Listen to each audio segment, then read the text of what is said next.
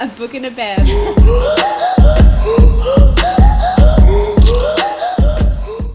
Welcome back, everyone, to a book and a bev. We are your hosts today, this evening, whenever you are listening. We have Georgia, Ellie, and Briony today. Our dear Claire is away studying again, bless her cotton socks. We also miss her terribly. Really miss her. She's the only one that keeps us in line. I know. Yeah, things are going downhill rapidly. We're just shambles without her. But this week, we have decided to go through Kingdom of the Cursed. This is book 2. Last week, we had Kingdom of the Wicked, and I don't know about any of you guys, but I very much enjoyed book 2 of this series, and I'm fairly sure there's a third one coming out soon. Very soon. I think it's currently with like the final copy editor, to be honest. I am very intrigued to see where this story goes. We need more answers. We need more answers. Not a lot. Seriously. Your girl was stressed. Like, I made the suggestion of this book, and then after Kingdom of the Wicked, granted, I was like a bit more subdued than normal because of the spicy cough. But I was like, oh no, they didn't like it. It wasn't a good. And now I'm reading Ellie's notes, and I'm like, it's okay. She's back on board. Back. Anyway, what are we drinking tonight, girls? I did it, guys. It's only taken. Well, last week I was obviously in isolation with the spicy cough, so I had Claire deliver me some Prosecco, and then I had some random wet red wine. I don't like red wine, so I was trying to do the sangria, and I only had 2 parts of it. Didn't work, but she's done it. And this is like, I'm halfway through this wine glass, and it's at least 4 standard drinks, because I went fucking hard. And normally you'd make this in a jug. Nope, 1 glass for me. Prosecco. We've got a Grenache gin, so like that's where the red winey bit's coming from. Then we've got a berry liqueur, then we've got limoncello, then added with blood orange cordial and blood oranges. Holy That's a lot. shit. A lot. What's meant to go into sangria? Isn't it just like red wine and champagne? And fruit. It Okay. ain't my vibe. So I was like, you know what, it took us 2 weeks, but she's done it, and it's not bad, obviously. I am very intrigued to check in with you at the end of this I'm episode. gonna be fucking hammered. Well, I went basic white girl and just have a glass of red wine tonight. My dear partner is a teacher, and at the end of the year, he gets gifted a lot of free shit, and it's generally wine, and I generally drink it all. So thank you, class of 2021.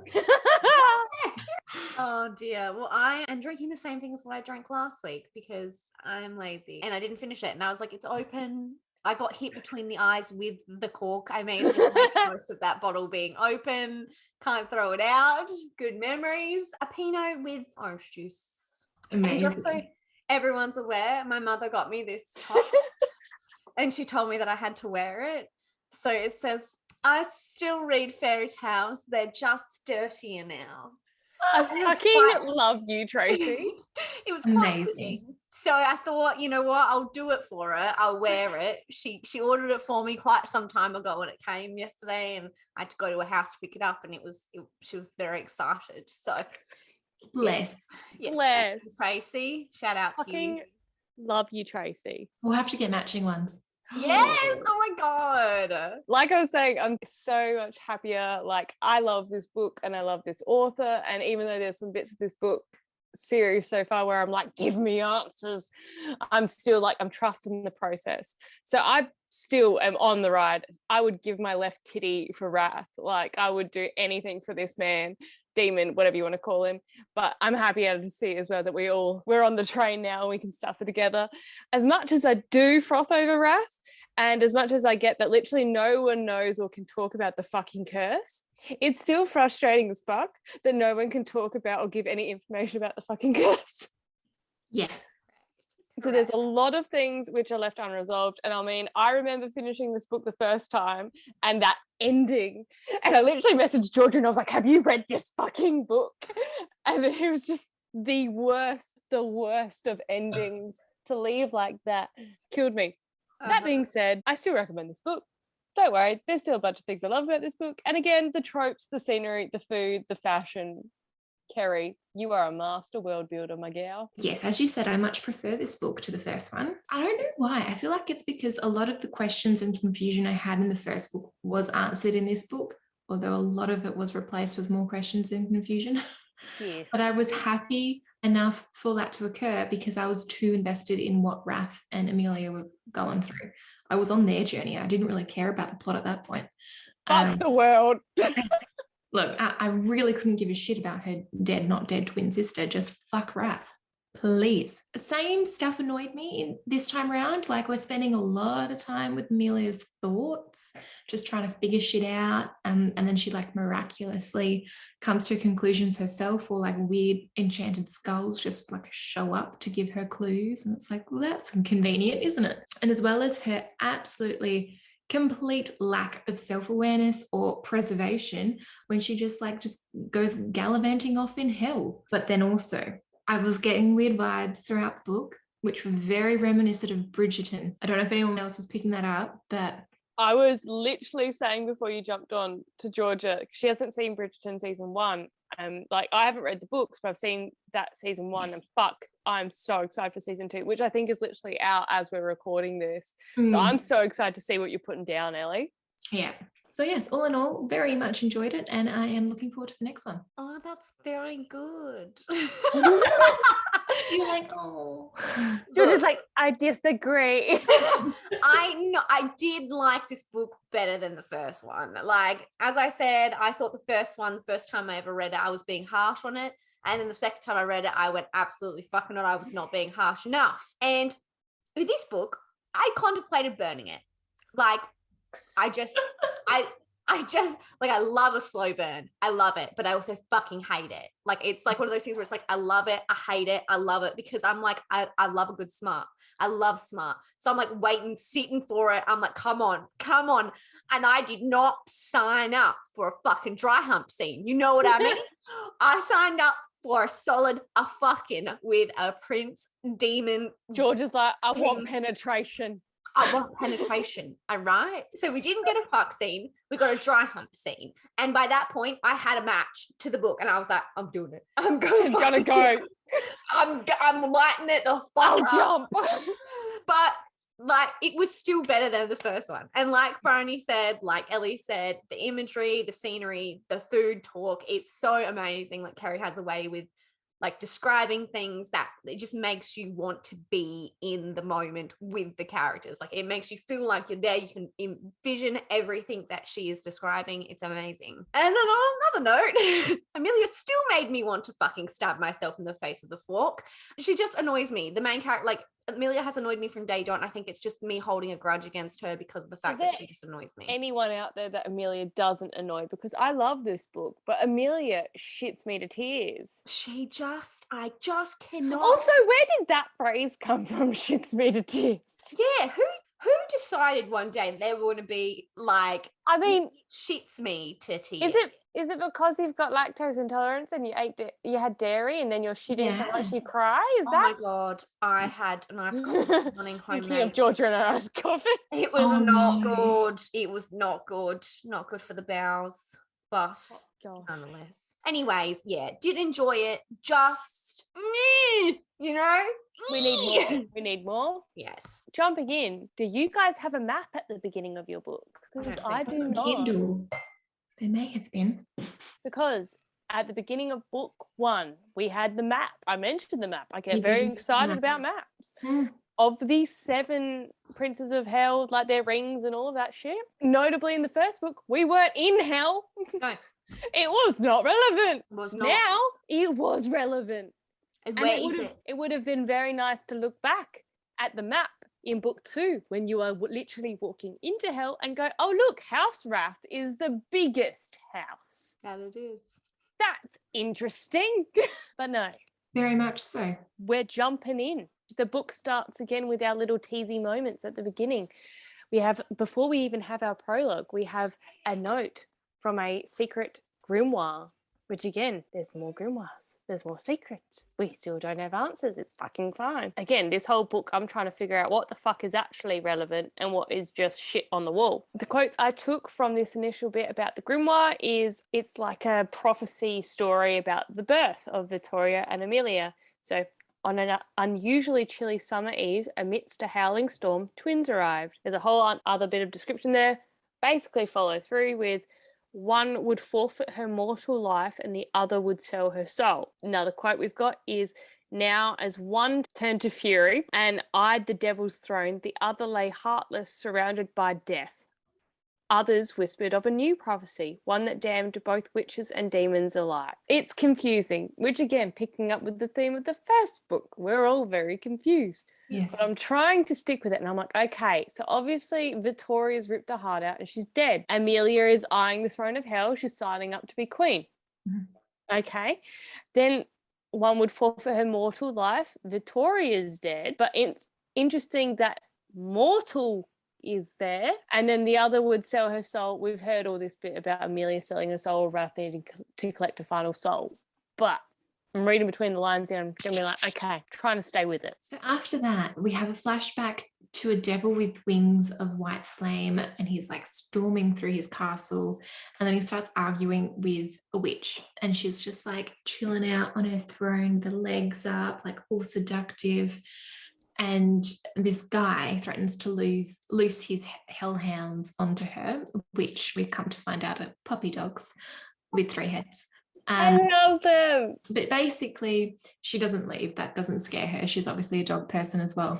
And he uses that opportunity to use a knife, and he has it up against her throat. So she's just like, okay, then that doesn't scare me either. And like juts her neck forward and like slices it herself. Fuck. I fucking love that. I was like, oh. I was like, that's one way to do it, I guess. That is, bitch. Just fucking get it. Basically. And then she makes a curse, basically, and steals his wings in the process.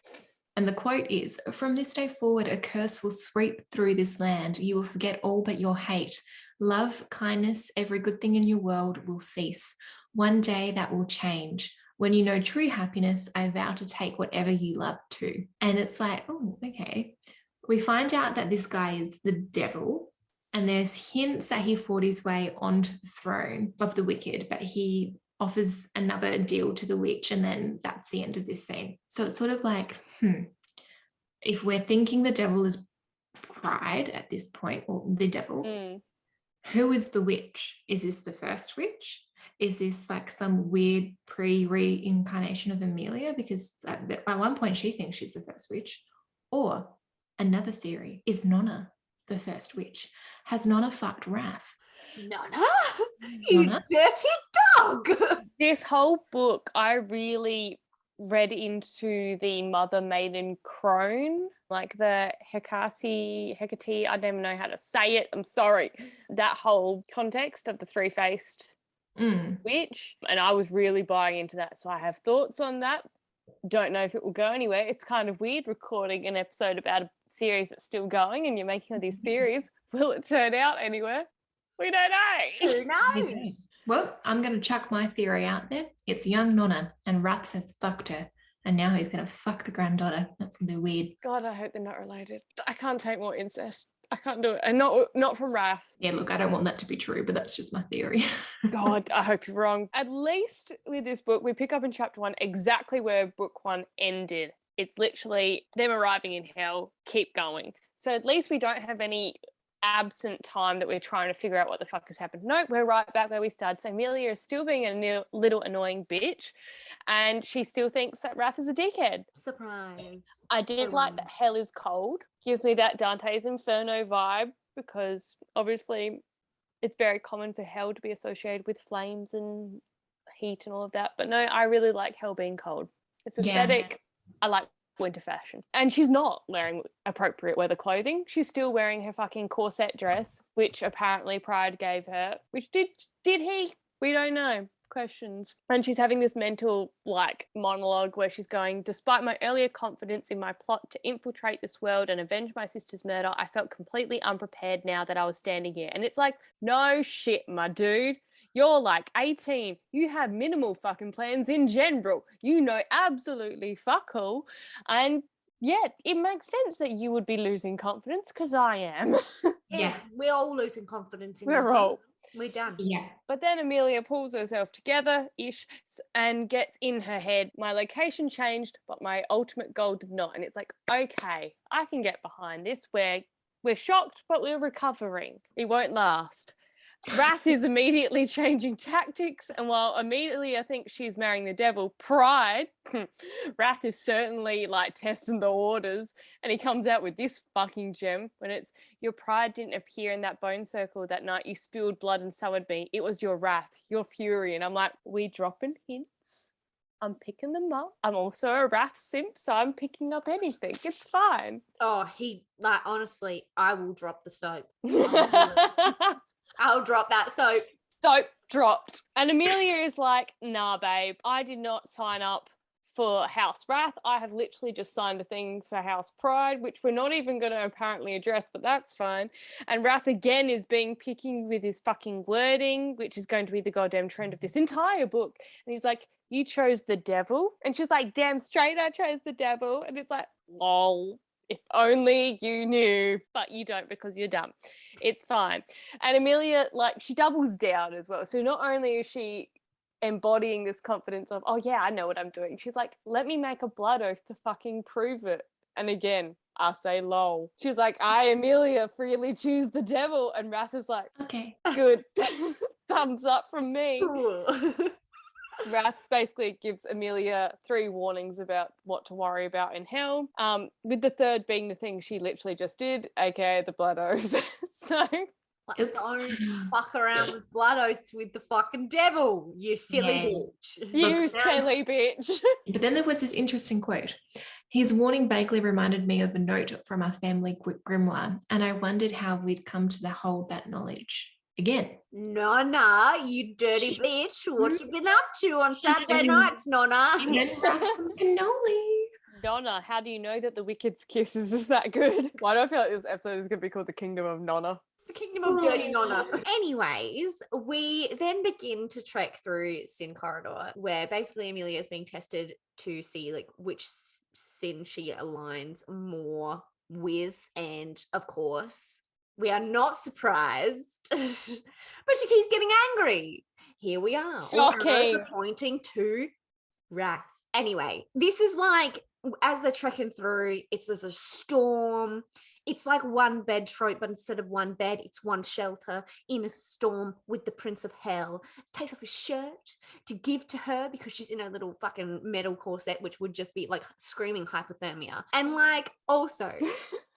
why is the Prince of Hell acting like more of a gentleman than my boyfriend? Because, like, on a serious note, I would never. He would never. Sam is already passed out in the bed, and I'm like, I'm drunk. Yeah. Can you help me? I'm stuck in my shoes. Basically, they're lying next to each other. There's like a little width in between them. Erase it. And obviously, the sin corridor, it plays on all your sins. She starts having these little dirty thoughts. Imagine you are having, and like she's having a filthy dream. It's not like a mid-sex dream. It's not like a flirtation dream. It is a steamy dream. He's like slowly unbuttoning her shirts and they're getting all up in there. And she's literally, in the dream, he's asking her to confess that he's her favorite sin. I want to die. It's just like he gets like the last button on her top. And he's like, while your current illusion sounds wildly interesting, you might want to put your clothes on. The temperature is well below 0 now. She's like, that wasn't real? Oh. And I'm like, bitch, you want it to be real. Bitch. And then Wrath comes out with a good old, one thing I can promise is you won't ever doubt it's real when I touch you. He didn't say if I ever touch you, but when? And I'm like, hell fucking yes. Take me. I am going to kick off. She basically goes back to bed and she's like, okay, I'm going to pretend that didn't happen, lol. And when she dreams, she starts dreaming of some vengeful woman cursing her, which made me think of back in book 1, in between all the nonsense. Claudia was talking about dreams. Victoria was very interested in her dreams. There's a lot of things that were like in her subconscious coming through, and I was like, are we going to get some more answers? We'll never know. So they continue on their little trek through the Sin corridor the next day, and Wrath like refuses to take the shirt back that he lent to Amelia because it's damaged, and he's like, no, I cannot wear that. He's like, that is peasants clothing now. And like we have the banter. Love and hate are both rooted in passion. His lips whispered across my jaw as he slowly brought them to my ear. My breath caught from his nearness, his heat. He drew back enough to meet my gaze, his attention falling to my mouth. For a moment, I thought he was going to tip my face up to his, run his tongue over the seam of my lips, and taste my lies. Strange how that line becomes blurred over time. Kill me. I was literally like, oh, well, fuck. I want to go to hell. It seems like a great time. And also like, again, I know sometimes I get on my little high horse about, I love the writing. I loved the tasting the lies line. That really was just everything for me. Moral of the story is they're going on their little trek, and because Emilia is not wearing weather appropriate clothing through essentially no fault of her own because pride gave her the dress, Emilia begins to get delusional from the cold. It's great. No problems here. And Wrath continues with the whole "your anger makes me horny" line, which I think that might be one of my favorite tropes. Oh, yes. And he says, have I ever told you that your anger is like my personal aphrodisiac? Oh, I love that. I would like to die now. Thank you. Oh my God. And then this is where we meet the three-headed puppy. Oh, the puppy dog. And she's like, mate, that is a small horse. And Wrath's like, refrain from saddling it up like one. Unlike my brothers, they don't enjoy being ridden. So basically, Wrath ends up carrying Emilia out, and we have these like cute little moments. I want to die. She basically, because she's delusional, she asks if Wrath thinks her husband will like her, and then she passes out. And before she falls asleep in Wrath's arms, again, we get this like little tiny exchange. And she's like, you said you wouldn't. And he's like, wouldn't what? And she's like, take care of me. You said you wouldn't. And then before oblivion takes her from somewhere far away, I could have sworn he whispered, I lied. Oh, fuck my fucking life. This man.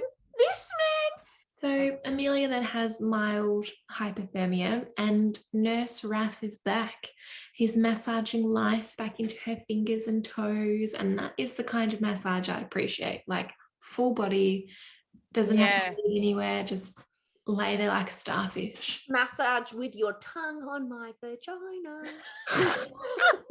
Here I am, like the massage doesn't need to go anywhere, just like Georgia's like, no, it needs to go exactly the specific location. So when Emilia comes to, we have this moment where she's beginning to notice Wrath's presence by the fact that like her heart will just start racing when he's nearby. I want to die. And then there was this quote that I enjoyed. I squinted, wondering who had sent an angel. Then I remembered, if the heavenly being staring down at me had ever been an angel, he was something other now. That's fucking interesting. Isn't that interesting? Isn't that interesting? But we just ignore that and we carry on with our life. Yep, nothing to see here. We find out that we're now in House Wrath, and my man is back in a suit. Oh, as much as I love him shirtless, him in a suit will absolutely destroy my pelvic floor. Absolutely. Emilia starts testing the waters with Wrath when discussing pride, and gosh, she is bamboozled by the notion of a threesome. The girl seems as experienced as me, really, sexually. Oh, well, that's a lie, because she hasn't even had sex. I've got 2 children. I have clearly done it twice. What are you talking about? What do you mean that there was not an immaculate conception? No, but she's very much like, oh, I didn't realize that I'd actually have to have sex with pride. And she's like, he would invite someone into our bedchamber. And Wrath's like, oh God, I'm going to have to there's a lot of work to be done here. Wrath and Emilia banter about him saving her life twice now. And we get this gem of, I'm starting to think your sin is actually pride, not wrath. Because he starts exhibiting all of these multiple sins, which is very interesting. And that very interesting. And their matching tattoos continue to grow, which is also very interesting, given that she thinks she's ended their marriage bond. She's a fucking idiot. We just step right around that.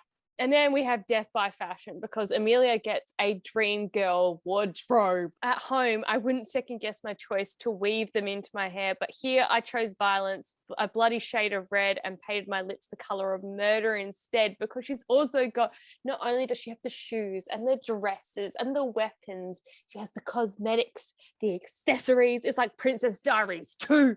It is. So excited. Yes. But Emilia keeps having dirty thoughts about Wrath, and she's trying to keep it together, but she can't.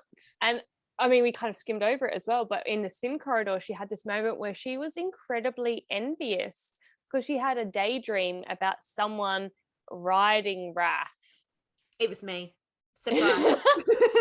So with these visions she's getting throughout this book that are not only like the something else, this other person trying to curse her, we also have these flashbacks where there is someone with the Wrath or a man, and it's very interesting. And again, we get no answers. So while we're in House Wrath, we realize that our favorite little human second in command, Ania, is around. He hasn't left the scene, which is nice because I was quite fond of him. And he brings wine and wants to talk shop with Emilia.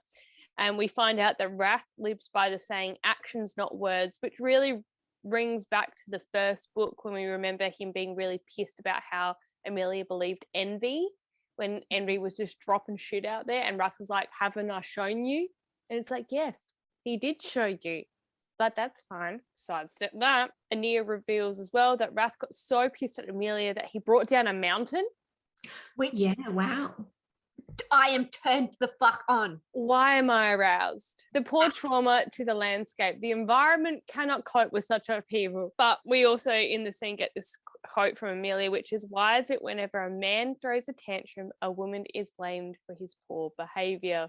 And isn't that the goddamn truth? Isn't that the fucking truth? Honestly. Notably as well, we get this moment where Ania says that delivering Emilia's soul to hell was achieved the moment she crossed into the underworld. So her soul is already goners, in my opinion, but she seems to be having this battle, this whole thing, being like, do I go back to the earth? I want to see my family. I'm like, fuck your family. We're latched onto her sister. Fuck your sister. Fuck like, your but sister. don't literally fuck your sister. Just to make it clear. Just to emphasize. But in my point, looking back at the prologue, I'm like, all right, she sold her soul. That's done. Bed's made. Georgia's still recuperating from the trauma. I just did not. In my mind, I was like, yeah, you know, fuck your sister. Fuck her right off. And you were just like, but don't literally fuck her. And I was like, wait. Since when are we fucking our sisters? When did it happen? Did I miss something? Look, we talked about incest enough in this podcast that anything could really happen. There's a surprising amount of incest. I'm both ashamed and proud of us. Anyway, Ania also tells Emilia that the more powerful the house, the colder the circle. And Wrath's house is ice. Mm-hmm. And is she really that fucking stupid? What does she think Pride's is? Like carbon dioxide? Again, there is so much shit, like everyone's bound apparently by this curse, which we don't know the full terms of it, but they can't say things. And everyone starts dropping hints that they can't tell her everything. She needs to see it. And yet this dumb bitch is like, okay, I'm just going to overlook that. Yeah. So basically in the next chapter, Emilia finds a talking human skull. And it sounds exactly like her dead sister, who we are not fucking, just to point that out. Again. And Emilia basically begins to believe that Wrath is the angel of death. Weird. Very interesting. Angel of death, being with wings. A lot of interesting things here. Not that we'll do anything about it. No, not at all. And then Emilia goes searching through House Wrath and she finds a beautiful color coordinated library. And Wrath finds her. She's doing shambles in there. She's throwing stuff. She's looking at things. She's doing things that she shouldn't be. And he's like, this isn't my personal library, darling. There's more chains and torture devices in my library. And the quote is, when you're feeling brave enough, I'll show you. My stomach did a tiny flip at the thought of chains and dark spaces with Wrath.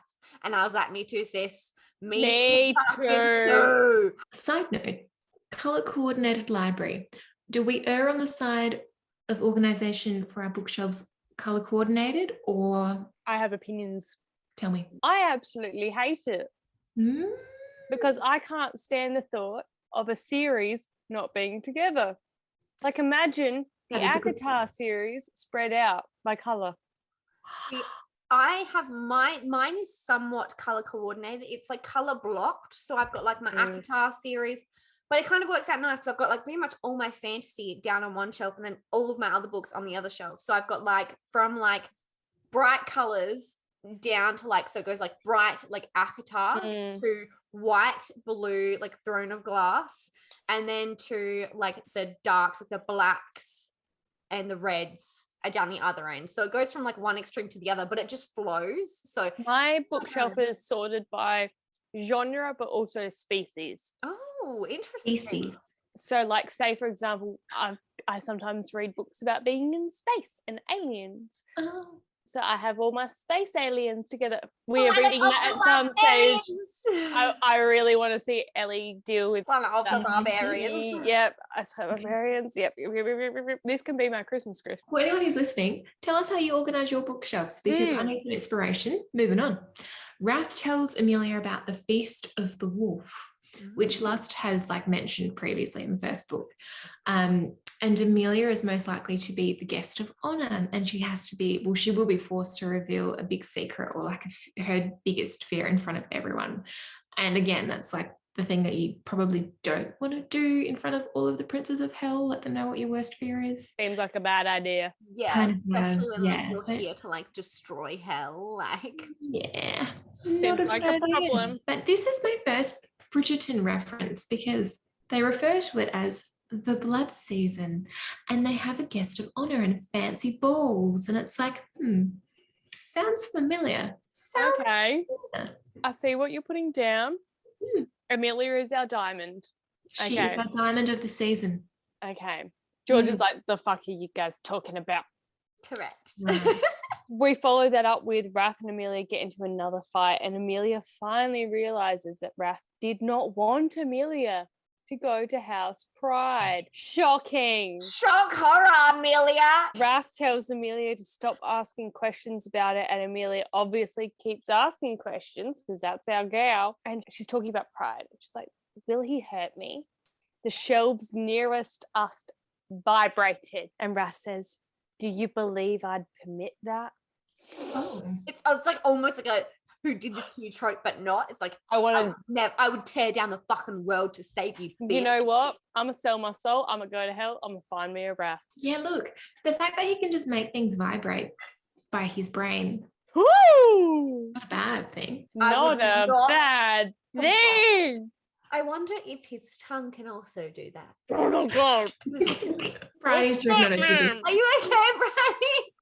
Sorry. Wrath then prompts Emilia to begin questioning the gaps in her upbringing about magic and about, well, everything really. And Emilia begins to question the story she's been fed and actually delves deeper into her magic. It's only been about a book and a half, so about fucking time, don't you reckon? About fucking time. And then we have the quote.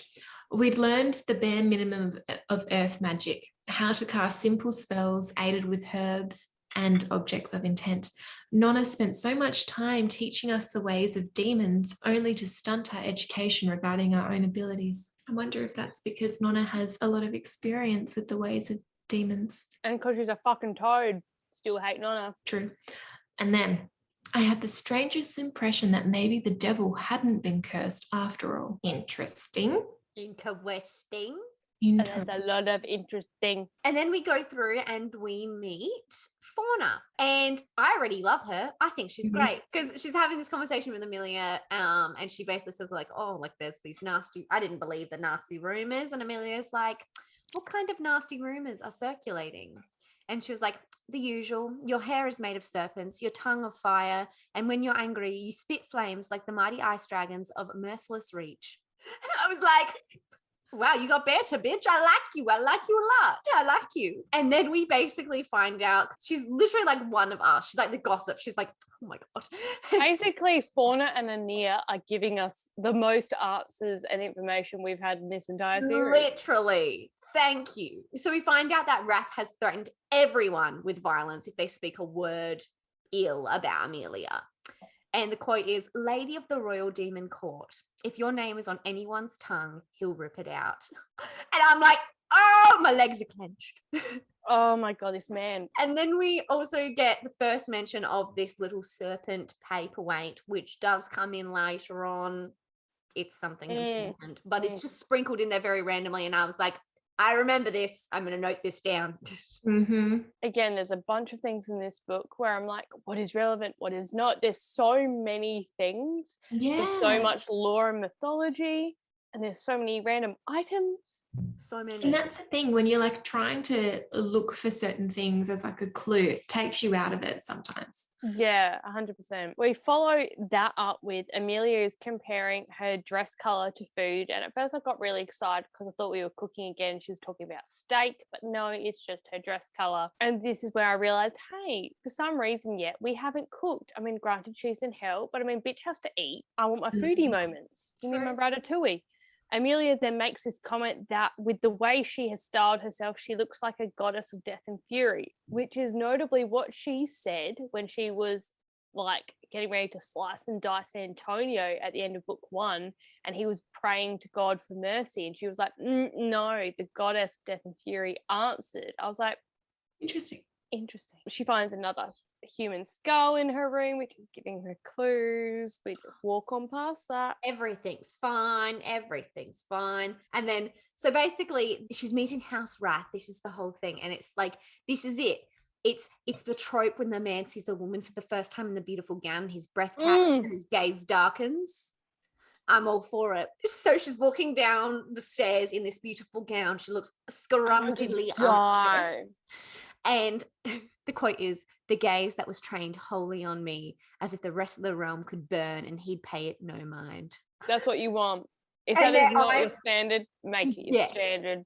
How do you darken a gaze?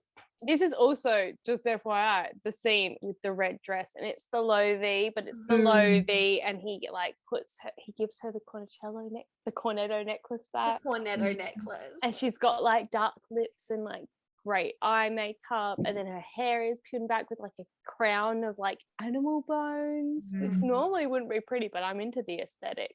Yes. Everything about this is just a mood. And then like their eyes meet and there's this jolt between them, which is described as the first indication of a violent storm approaching. I'm so turned on. Absolutely. And then we have this moment where Wrath is like, you look like a beautiful cataclysm. And Emilia's like, yeah, it's every woman's dream to be likened to a natural disaster. And Wrath just goes, it's a violent upheaval. I'd say it suits. And I absolutely agree with this man. Yes. I also want to die and boil in this tension. Oh, yes. And like they're doing that whole banter being like, are we not? Do you want to? It's fantastic. And Wrath says, then tell me you hate me. That I am your worst enemy. Better yet, tell me you don't want to kiss me. I can't say it, Wrath, because I'd be fucking lying and you would know. And you know what? Emilia doesn't remember that. So she says it and he fucking knows she's lying. And then they make out. I fucking love that guy. And they make out and I'm all here for it. Every time, like the whole quote is, so she then goes, fine, I don't want to kiss you. Satisfied? He leaned in, bracing himself on either side of me, his expression smouldering enough to start a fire. Liar. When this man says liar. Legs are clear. Well, mine are open. Okay, so they kiss, right? He pins her hands above her head while he is thoroughly kissing her. And then there's this quote. For one heart-thundering moment, I wished he'd hike my gown up right here, bury himself deep inside me, and release every last one of my trapped desires.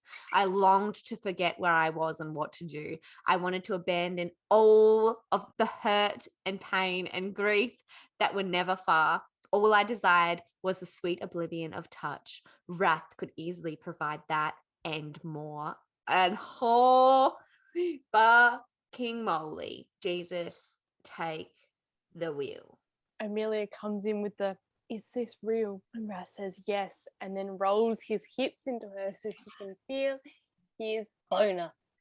His giant hell prince dick. Wrath goes, you may destroy me yet. Emilia responds, sooner rather than later if you don't stop talking and kiss me again. Wrath responds with demanding angelic creature.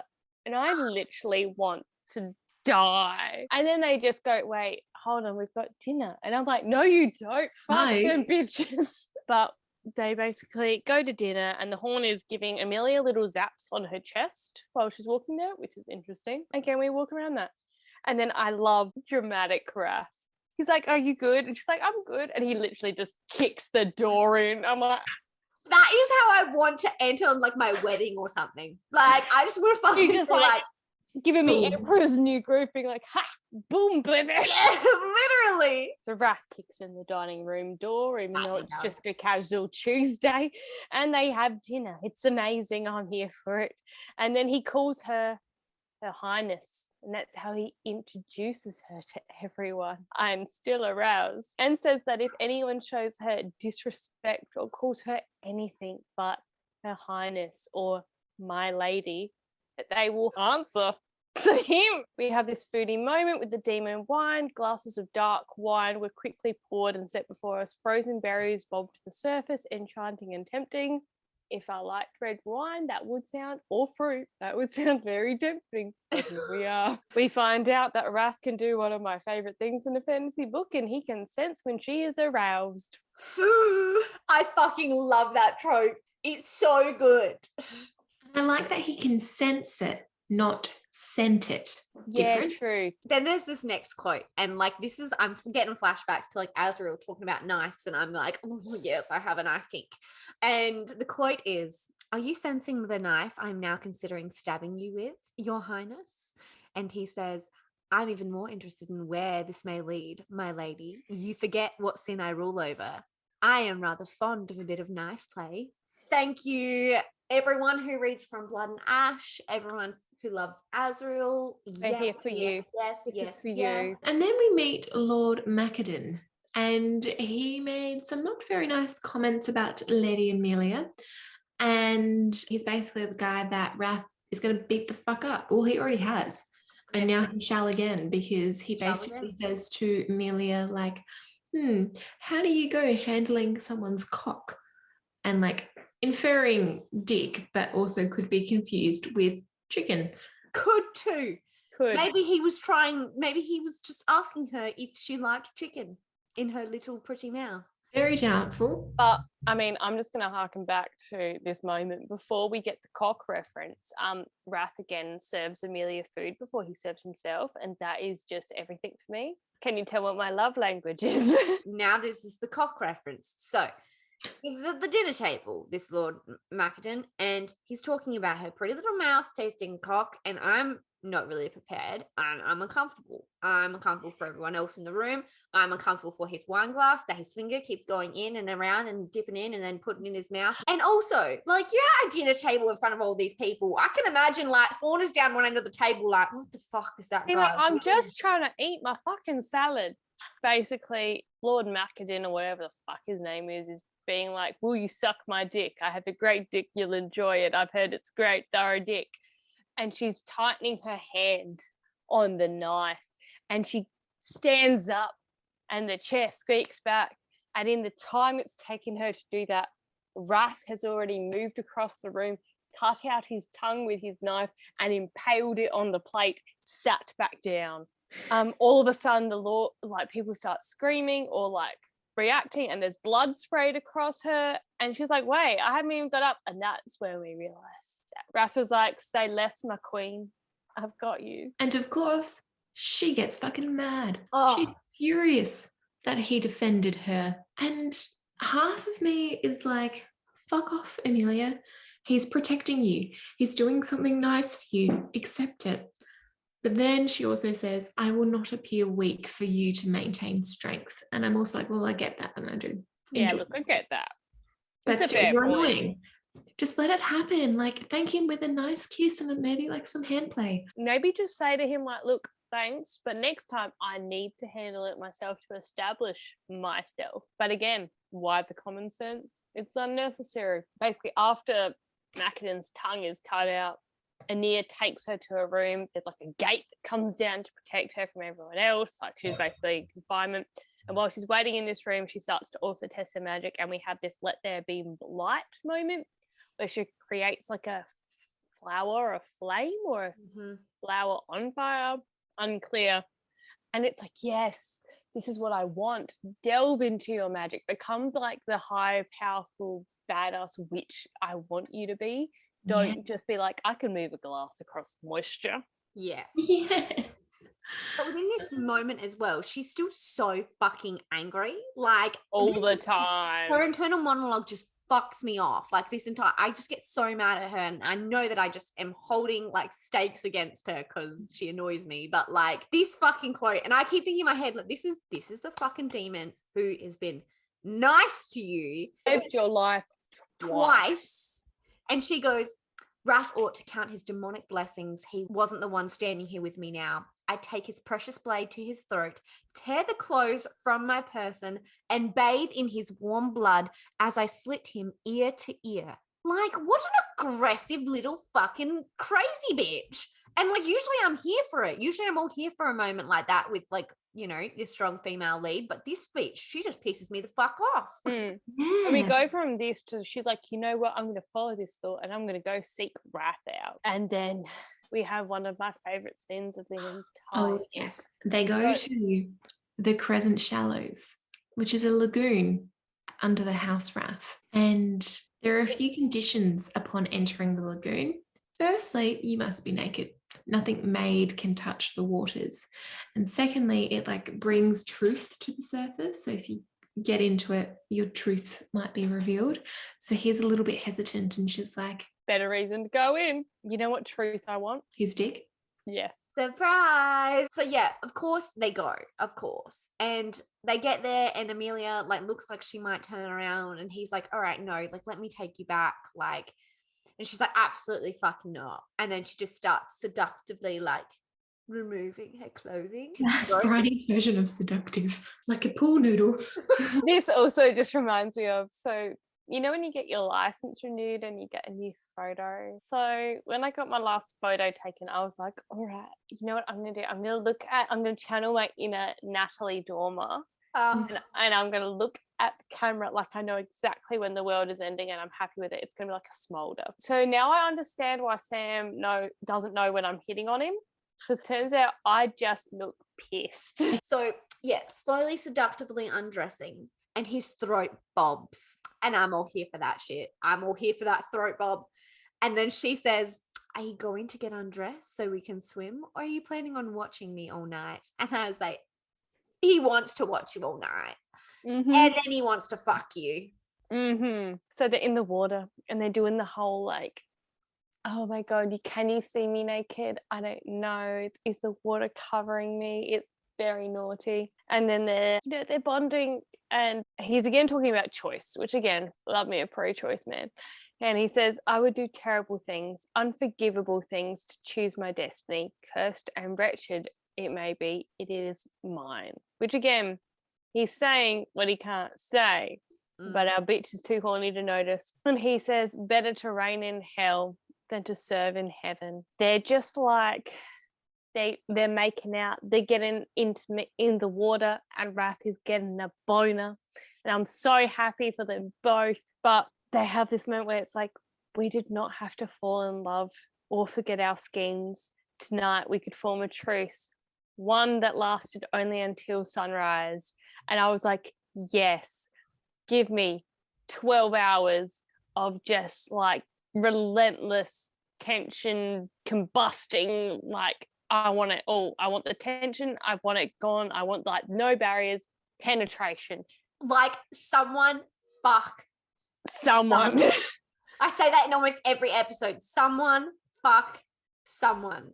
Please. And then we get this moment where then Wrath answered with a tender kiss, and it didn't feel like he was my enemy or as if he was kissing me for any reason other than the fact that he wanted to. Down in this chamber, far from the watchful eyes of his court and the roles we were supposed to play, we could simply be. He chose this just as I did, and choice was power. Fuck. Yes. We love some good consent. We love consent. And anyone that wants to say that sex and consent do not work, that consent is not sexy. Suck. Here we are. Suck Consensually. my clit consensually. And it begins. right? There's fingers touching private places, and I am absolutely all here for it. This is one of those moments. This is one of those things that's like this phrase, it does something to my insides. And that is, take your pleasure, my lady. He watched me, gaze burning, just like that. I want to die. And like, after she's like, we need to go to your bedchamber. Let's go. And Now. he's like, all right, I need to teleport the fuck out of here. So he's so dazed by the fact that she grabs his penis through his pants that he misses where he was supposed to teleport them. And instead of going inside the bedroom, he's like, I'm against the door. I love that. And then so they're getting hot and heavy. Amelia's like, I can keep going in the hallway. I don't even care. But then she basically nearly passes out and she starts feeling this unbearable pain, which is stemming from her cornetto. So Wrath takes her to Celestia. And I quite like her because she's immediately like, oh yes, child, something's not right with you. Just let me take a little bit of your hair and I'll whip up this potion and you'll be fine. But then in the meantime, she's going to Wrath. You really need to tell her what's going on. This isn't fun. This isn't fair for her. And he's like, shut the fuck up. And she's like, make me. Shan't. Be a good little boy and go tell her all of the secrets that you're holding. And Emilia's like, what the fuck is going on? Celestia says, perhaps we finally found your Achilles heel, your majesty. Love that fucking quote. And again, I guess that you would call it Prince, your majesty, but I read that and was like, interesting. So Wrath goes, all right, look, there's some things I need to tell you. I guess now would be a great time. And he gives Emilia the tea on the mark. You know, the little mark that he licked on her shoulder in the shape of an S back in book 1. And he's like, oh, by the way, you're not actually betrothed to Pride. You are betrothed to me. Lol. And turns out you didn't do the spell reversal because you don't know fucking how. And that's fine. And we get the quote, you are not his intended, Emilia. You are mine. I squealed like a little pig. I was screaming. I was like, yes, because I don't want to know no other man, not after Wrath. She's like, oh, this screws up my plans. And it's like, I literally was like waiting. So this was the point where I was like, she's going to flip her fucking shit, because knowing her, there's no way that she would be like, oh, thank God. I've actually come to really like Wrath and we're about to fuck. So obviously I like him enough to admit that. But no, actually, no, she doesn't react too badly. She doesn't react as bad as what, because I thought she was going to absolutely lose it. She's very much in shock, and Wrath is talking about how well suited they are, and it's like, well, obviously no shit, Sherlock, this bitch was just saying that she's cast aside all of her other emotions because anger is her like comfort emotion. Obviously you are well suited. The bitch is angry all the fucking time. Oh yes. And he tells her that the summoning mark subdues the marriage urges, because apparently when there's a marriage bond, the bond creates urges between the two people to bring them together, to like accept the bond. So he accepted the bond on his side of things.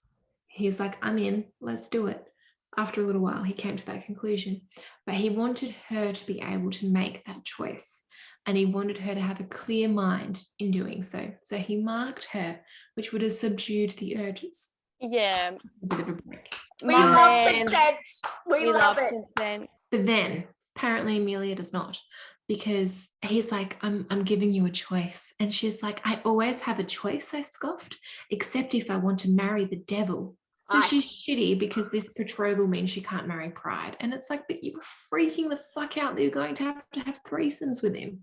But also, again, everything Emilia has learnt to this point is that everything she has learnt has been a lie. And yet she still thinks that Pride is the fucking devil. And he says he cannot tell her why he didn't want her to come to hell, but that he didn't want her to. And this bitch is like, wait, oh right, there is a difference between cannot and will not. And it's like, oh my God, tell me you're finally figuring this shit out. We then get the hint at that if she doesn't accept the bond, the matter will go before a council of 3 to basically vote and decide her fate. Wrath is like, I wouldn't have fucked you tonight. I wouldn't have consummated our marriage tonight. There are other ways to give pleasure that would not jeopardize your free will.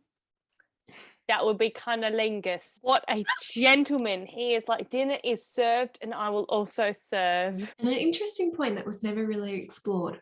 Wrath may have had a potential lover on the scene before Emilia. Nonna? Nonna! I remember during the bath scene after the Viper Day, there was a woman in that vision who we still don't know who that was. Then Emilia asks Wrath during this conversation if there was someone else. And she thinks he also hadn't denied that there was someone else in his life, someone he'd chosen before I destroyed his world. And this sort of theory gets sort of sprinkled throughout the rest of the book, but nothing ever really comes of it. I don't know if it's like the envy sin just playing a part, or if it is like he was fucking someone before. And that's the thing. It's very weird. Normally, you know, we might be recording an episode where we've read a whole series and we know somewhat of the end. We don't. This is an open-ended fucking question for you all. Do we think Wrath had a previous girlfriend? I'm inclined to think that it was the first witch. Yeah. Nonna. This like links back into my whole maiden mother crone moment. So we'll come back. So Amelia is pissing me the fuck off at this point because she's like, maybe he wanted to marry someone else. Maybe before I summoned him, he was actually wanting to wed someone, and now I've just ruined that for him. And I'm like, stop doing that. You are overthinking. Fuck this man. Like, honestly, just he wants you clearly. Just stop overthinking the situation and let it happen. All right. Whatever it was before you, obviously he didn't care that much about it because he chose to marry you. So then they go to House Envy. She was like, fuck you and your sexual tension. I'm going to go see your brother that nearly killed me and my grandma.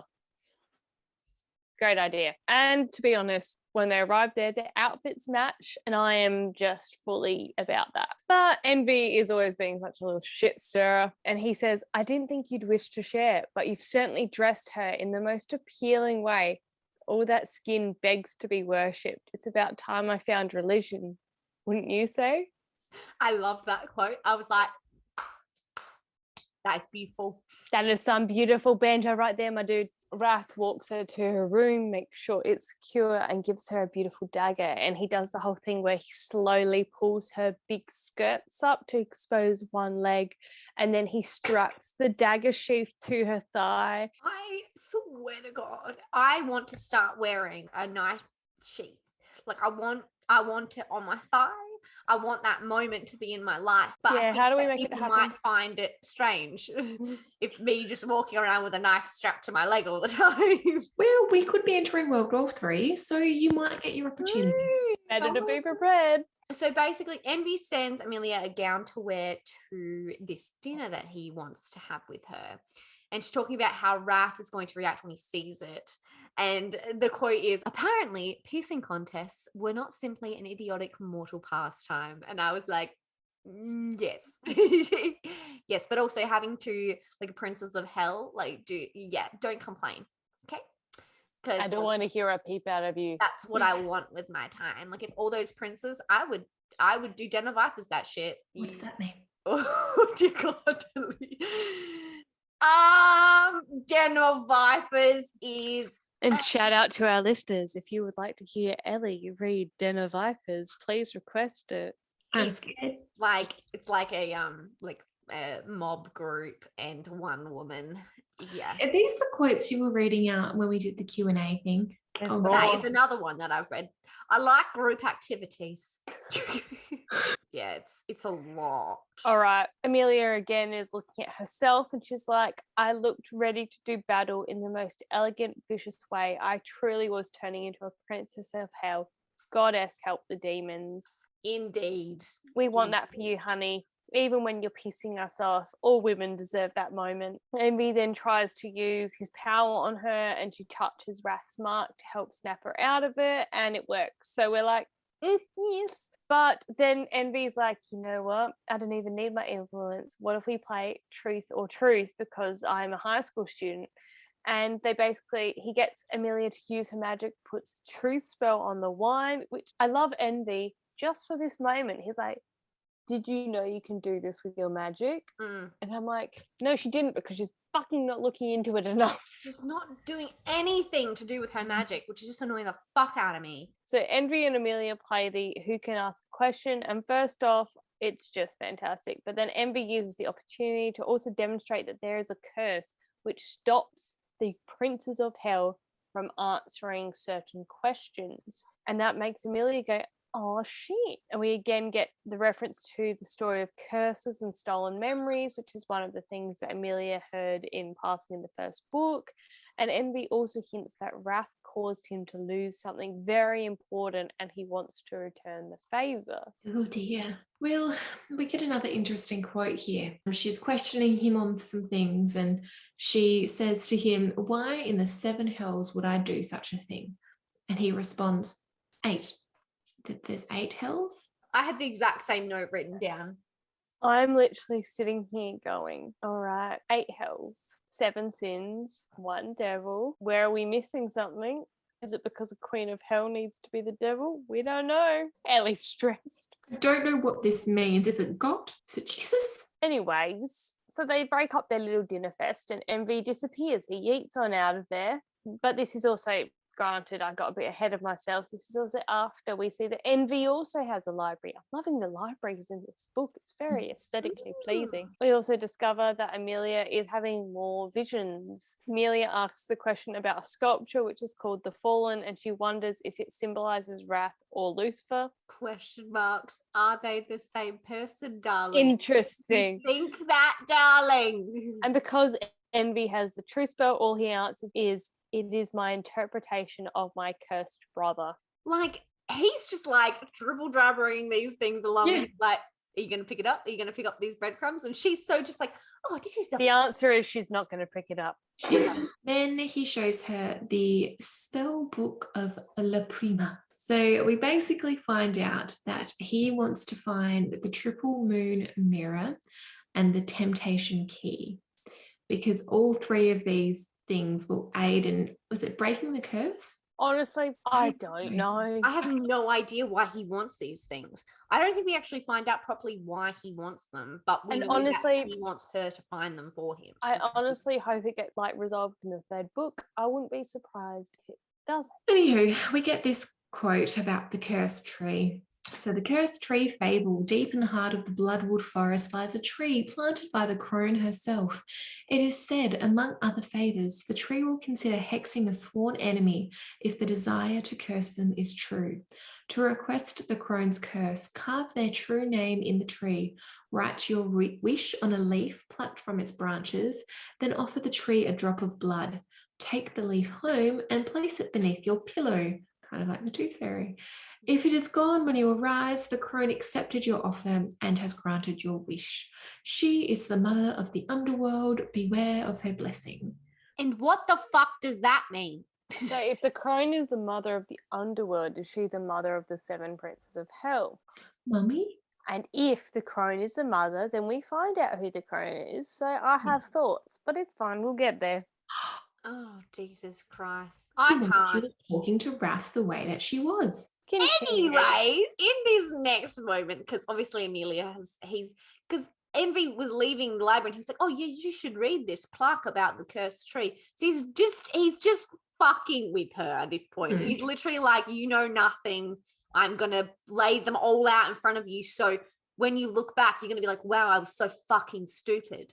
And his squire, whatever you would call him, he comes down. He's like, oh, you know, he's had to leave and Prince Envy has had to go, and then there's this quote. His Highness also said, if you wish to make Prince Wrath jealous, you may sleep in His Highness's bed tonight. He suggests doing so in the nude. And I quote, think filthy thoughts regarding the most well-endowed prince in this realm while tending to yourself. There is a life-size painting of Prince Envy on the ceiling should you require a stimulating visual. And I'm like, look, all I can think of is back when my parents were newly married. Okay, wait. Right? The fact this story is starting with your parents is concerning. If you guys know my parents, you know why that's not that concerning. My dad worked in the gas field, so he would be away for long periods of time. My uncle helped my mother put a picture of Tom Cruise from Top Gun, like a poster, on the roof of their bedroom while my dad was working in the gas fields. No. Hazel. I love that. Why does she need to see Tom Cruise before she goes to sleep? Look, I it would was not back mind before that. Tom Cruise found Scientology. There was a lot better options then. Anyway, so Emilia ends up going back to House Wrath, and we also find out that she's taken something from Prince Envy. We don't actually know what it is yet, but we can all pretty much gather. Well, I gathered pretty soon what it was because of the fact that he stole it from her initially, the spell book. And Emilia is basically in this moment, she's talking about her romance novels. And then she says, I adored how they more often than not despised each other, and how that spark of disdain flamed into something else entirely. And I was like, me too. I also like that. Me too. I love that enemies to lovers trope, babe. But also, if you like it so much, Emilia, then why do you not just give into it? Literally. We go from like that, which is a favorite trope of mine, into another favorite trope of mine, which is training sequences. And at first she starts out, we get some weapons training with Ania. She starts snooping about Wrath's past, and we have that moment where she's asking if he had a lover before, and Ania is like, would it change anything if he did? And she's like, yes. And then she hears the voice over her shoulder say, careful, or I might think you'd actually like to marry me. I do. I really, really do. Honestly, at this point, fucking where's the ring? And I don't even care if it's your ring at this point. Just bend over. I'll put it on my finger. Make it work. I adore that moment where it's the main character and someone that didn't have to hear it was talking behind them. I love it. I love the trope. Okay, Ellie. Ellie's dying. What ring were you talking about? His butthole. I thought so. But Wrath is there. He is right behind her, and he tells Ania that no one is to enter the room until he is done. And I'm like, ooh, ooh, ooh. I'm not done yet, but I'm also horny. Keep going. So then first he uses his powers and makes her slothful, and she falls to the floor and dribble comes out of her mouth. But then the next moment he makes her lustful, and she's trying to climb him like a tree, and she's envious and she's jealous, and then she's wrathful. And it's like, isn't this very intriguing that all of a sudden this particular being can make you feel any sin, not just the one which he is affiliated with? It's very interesting. Emilia doesn't take the hint. No. And basically then we have this moment where basically makes her say the envious vision she had in the sin corridor, being that she saw him fucking someone else. Oh my God. And we have that moment where he's basically literally making her say, were you angry that I was making someone else have pleasure? Were you angry that I got her there? And it's like, yes. kill me.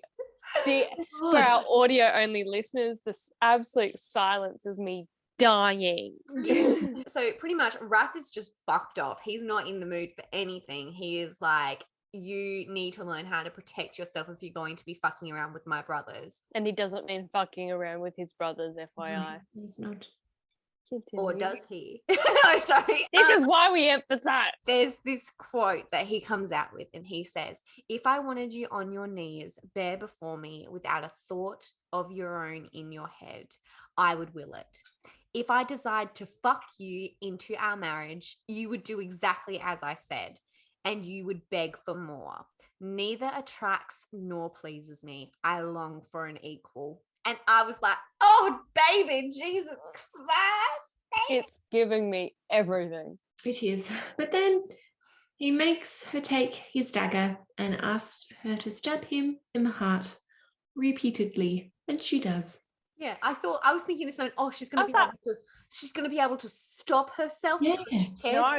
She's like, nah, boom. The Prince of Wrath, the General of War, is like, take your vengeance now. Get it out, because you think that's what you want, and it's not. And he's right. He is correct. She stabs the shit out of him, and at the end she just feels horrified. And he's like, you don't feel better, do you? And she wouldn't have believed him if he had told her that.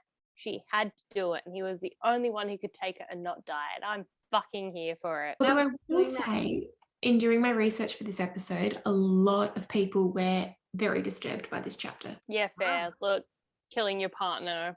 And just taking away her free will and making her strip for him and all of these types of things. But it's sort of like there was a lesson involved in it. He did state that he wasn't going to take advantage of her. Yeah, he did. He's always prioritized her choice in the matter, and he's wanted her to be prepared. And that literally is followed up in our next bit where he, after Emilia was stabbed, she's like, oh my gosh, how dare you make me do that, make me feel like that. And he's like, yes, how dare I teach my wife how to defend herself against her enemies. I mean, to be fair, he's the only one so far who's either tried to help Emilia, saved her ass, or actually tried to teach her new skills. Yeah.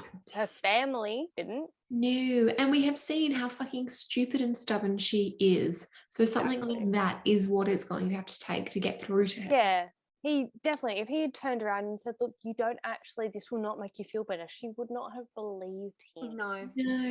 So here we are. Fucking stubborn. So she needed to be taught a hard lesson. But she's pissed, and Wrath is like, dude, you need to learn to protect yourself. And again, I agree with him. We all agree with him.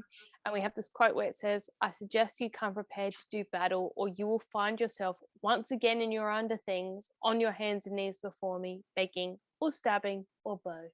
Why did that turn me on? Yeah, me too. Yeah. Well, he comes back to apologize to her a bit later on because he's sort of like, I did upset you. I do feel bad for that. Let's just have a chat. Let's chat it out, because he is the king of communication, apart from the things he cannot discuss. But basically, he sees another enchanted skull. No, it's the same one that's just fallen out of her cupboard. Yeah, she's doing that moment where she's bending over, she's getting changed, and then she realizes by pulling the dress out, it's exposed the skull, so she's pushing it back in as Wrath comes around the corner mid-sentence and is like, is that a talking fucking skull in your closet? And again, this is something she chose not to tell him. And it's like, you silly, silly, silly girl. The one person who is looking out for your interests, you choose not to tell big, life-altering things. Anywho, the next day, she decides to take a little stroll in the gardens. She comes across this weird statue of a naked woman. With a snake curled around her, and it's like hinting at the goddess. Is it Nonna? Anywho, she also hears weird screaming from down below, and she's like, oh, that's not nice.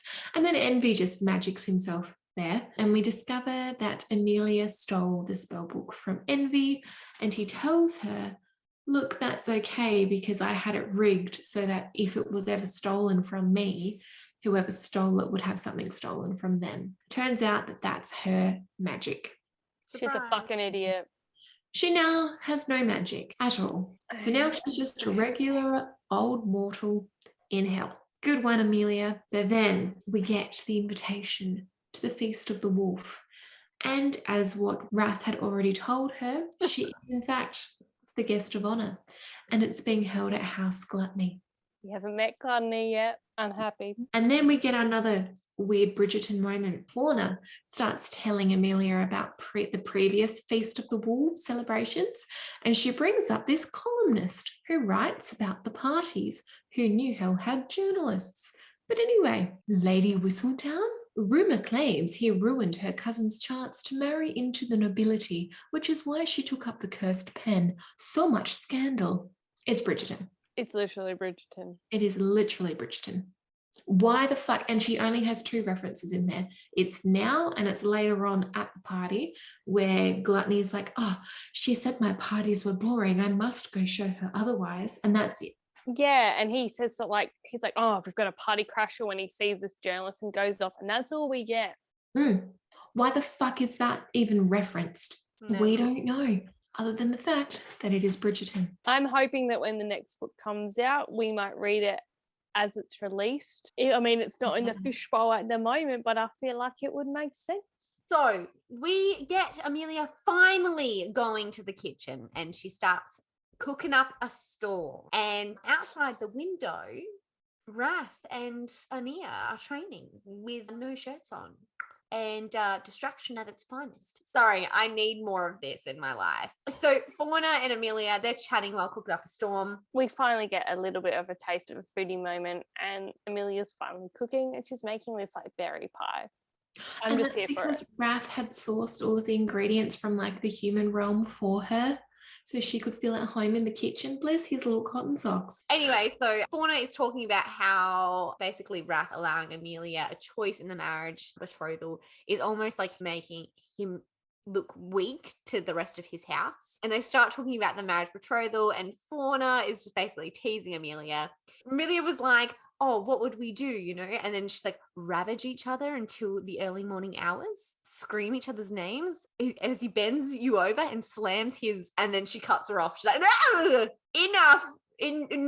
No. And I was like, yes, Fauna, yes. I feel like I resonate a lot with her. Yeah, I see that. I see that a lot. We basically go from that moment into the next training date where Wrath is using his influence on Emilia. I fucking love this man because it's all a happening. And there's this quote that he uses and I can't. He goes, make no mistake, Emilia, when I go to my knees before you, it will be to conquer, not surrender. If you have any doubts, I shall enjoy proving you wrong. And basically, moral of the story, she succumbs to his powers again. And then he lets her go from it. And they had this moment with the throwing knives. And then she's like, wait, I can't dance. And he's like, let's dance. And then ballroom dancing. They're doing a box step together. And it's very cute. And I love it. And then Ania ruins the moment. He does. He rocks up and he's like, hey, that like other human, he's asking for Emilia in the dungeon. And she's like, human? Antonio? I forgot about the man that killed my sister. And look, honestly, I had to. But like fucking Emilia, she's always thinking the worst. Like Wrath has said that basically the cell door to Antonio's cell is magic shut, and the only people that can open it is him and her. And she's like, well, that was stupid of you to underestimate me. And I'm like, you're his future fucking wife. Like, what do you fucking mean, bitch? Like, I was so mad. God. But when she sees Antonio, she goes cray-cray. And literally, Wrath is literally picking her up and taking her outside because she tries to kill Antonio. But then when they're outside, he has that moment again where he gets horny from her anger. I love it. Basically, he's got her against the wall. He's like, do you remember what I told you about your anger? And she misses that. I did not. I picked up on it. I would be very, very responsive. And Emilia is like, what the fuck, man? I am cool as a fucking cucumber. I am absolutely fine. I'm obsessed with the fact that he just goes, I find it fascinating that you continue to lie to my face, knowing full well I can sense each untruth. It's so fucking true. She always lies to him, and I'm like, bitch, he knows. He knows. But they're having a steamy moment. And basically the quote that comes out is, I am your intended and a living embodiment of sin. A certain amount of inappropriate behavior should be expected, especially when the future princess of House Wrath is so appealing. And she's like, you are a heathen. I just tried to murder a man. And he's like, precisely. Look, they go back into the room and Antonio essentially tries to tell Emilia that the reason he killed Victoria was that he was under a spell. But Whatever. She ends up basically being like, you believe that? Cool, good for you. When you figure your shit out, let me know and then we'll talk. She leaves, she takes a nice bath.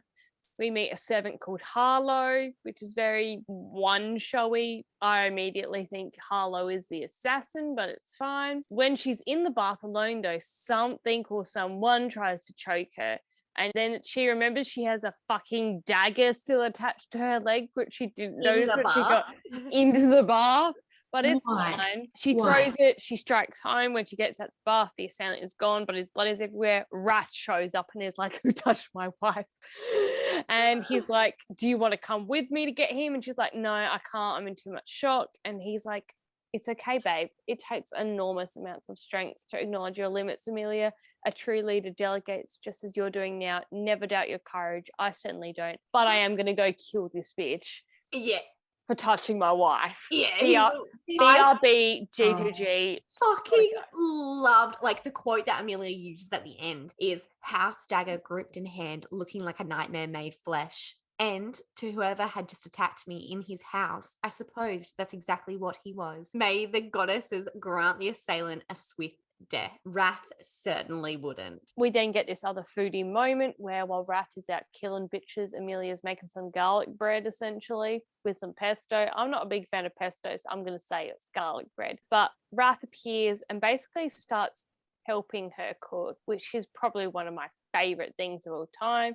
And then as they're about to eat, he does a good cheers by saying, "May we always feast after spilling the blood of our enemies. Bitches, I'm going to be using that from now on." And then basically Wrath confirms that he has killed the person that tried to hurt her, that they had their tongue cut out. And Emilia goes, "That deserves a hug. And I want to die because he rests his head on her head because he's so tall and she's so short and I want to die." I love that. But then also he's like, "Oh, I really dig this pesto thing, maybe more than the cannoli." And she calls him the cannoli king. The devil is called the cannoli king. I know. I want to die. But then Amelia just gets fucking wasted. They have another training session. This time we're all about House of Gluttony, and it seems to be my favorite house. He just provides her wine upon excess, chocolates upon excess, whipped cream, berries, diamonds, just all of the things. And she indulges in everything. They quickly learn that when she's drinking alcohol, it sort of impacts the way she can divert the powers of the princes. So she's like, "Oops, sorry, forgot to stop you influencing me with the gluttony powers. I'm just going to keep drinking and maybe I'll just come over here and sit on your lap." And they're doing that thing where, so he's sitting in a chair watching her. They have this table between them of hills, mountains of food and excess. She comes around the table. She's in like this tight silver dress with diamonds at her throat, and she's drinking, and she basically sits on his lap with her back to his chest. And he decides to take the opportunity to feed her because she is trying to aggressively stab some berries and she cannot stab them. He basically goes like, "If you tell anyone about this, it's not on." And she's like, "He." And they have this moment where he's basically feeding her and then he's registering other hungers within her. And we have this moment where he says, "Assert your wants. You need not apologize for them." Beautiful. Beautiful. So he basically switches off his powers and he's like, "Nope, no more drunk. Let's start fingering." Because again, he is not actually taking away her choice. No, he basically asks her what she experienced the night that she called out his name in the sin corridor, and she tells him. And even as she is basically airing her dirty dark dream about him, before he touches her, before he penetrates her, he asks for her verbal consent. There is no one alive that does not find that attractive. So they keep fingering. There's more fingering. She's ready for the fucking. And he's like, "No." And he turns around, he says, "Now that you know what you enjoy, you may find the same pleasure at your own hand. Good night." What the fuck? Wrath, my dude. But so the next day, Emilia and Fauna are debriefing and she's saying, "Look, we were about to fuck." And Fauna's like, "Oh my God, were you?" And she's like, "Yes, we were." Again, it's very relatable. It is so relatable. It's so relatable. And then Fauna turns around and she goes, "I bet all of House Greed that he took himself in hand last night and thought of you while he spilled his seed." Jesus. But Fauna asks her before they get to the part where Emilia tells her that he just left abruptly. She's like, "So did you take him with your mouth or with your hand?" And Emilia's like, what would I do with my mouth? And it's like, hun, you've been reading romance books. How do you not know this? Surely you know about sucking dick. And we get this vague reference to a history of some kind with a matron and a cursed daughter, which again, we get no exact details from, but it's fine. We're just going to skim past that. So Emilia and Fauna go to visit Celestia because Emilia's got this theory that she thinks Celestia is the first witch. So she's like, "Right, we're on a mission." She then asks about the cursed tree, and Celestia says to carve the true name of the one you seek information about into the trunk and take one leaf from the tree. When you desire the truth, you break the leaf in the presence of the one whose name you carved. Amelia's like, but what if I'm not sure whose name it is for the person that I'm thinking of? And she's like, can I just use their title instead? And Celestia's like, no, names have power. And I knew at this point, I was like, We know. Here we go. So basically now Emilia is searching for information on the first witch in Wrath's library, and she just leaves the library in motherfucking shambles. Disgraceful behaviour. Yeah, and I'm like, please be careful of the books. And then we run into training session number 4 with Wrath, and she's like, I'm fucking ready for you, bitch. And she says, there is nothing more dangerous than a woman who owns who she is and apologizes to no one. I believe I am powerful, therefore I am. And I was like, crack those fucking knuckles, bitch. Let's go. Then, like, mid-tension foreplay battle moment, she has a vision of kissing and running and hiding and being cute and cuddling in like a shrubbery, and it's hot as fuck. And we're like, who is the fuck is this? We don't know. And we leave that moment and we go back to the main plot, which is it's time for Feast of the Wolf. And this is another one of those times when Amelia's walking down the stairs and she goes, well, how do I look? And Wrath's like, I suspect you know. She's like, indulge me then. And he's like, trouble incarnate. And I'm like, yes, that's exactly how I would like to be spoken about. Thank you very much. As they're going to the Feast of the Wolf, they take a carriage because apparently you can't teleport, and his 4 horses are named after the 4 horsemen. Love that. Right? Love that. And they walk into Gluttony's house, and there is a table the size of 4 oversized mattresses, which are prominently on display. And they're forcing the guests to like squeeze around the outsides of them if they were to enter like beyond the castle. And the table was not covered in food or wine.